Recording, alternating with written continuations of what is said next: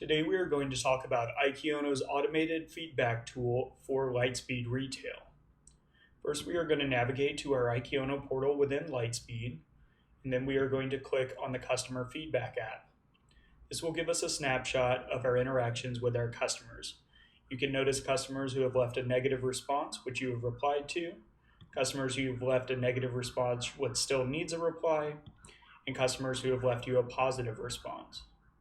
All of this is configured within your Ikeono portal, where you get to set the message that is sent initially after either all sales or only work orders. You get to decide when it goes out, and you get to decide if you want to have an automated response set up. If the customer responds one as if they're satisfied, it could automatically respond with something like, "We're happy to hear that. If you have some time, please leave us a review," and you can provide a link to your review sites. If the customer responds two as if they're not satisfied, it can automatically follow up with, "We're sorry to hear that. Tell us what's going on and we will take care of it." And all of this offers smart merge fields to make this feel more personal, including first name and last name. Through the overview, you can also see what elicited the feedback. So in this situation, it was sale number 525. We simply click on the sale and it'll navigate so we can get an idea of what happened.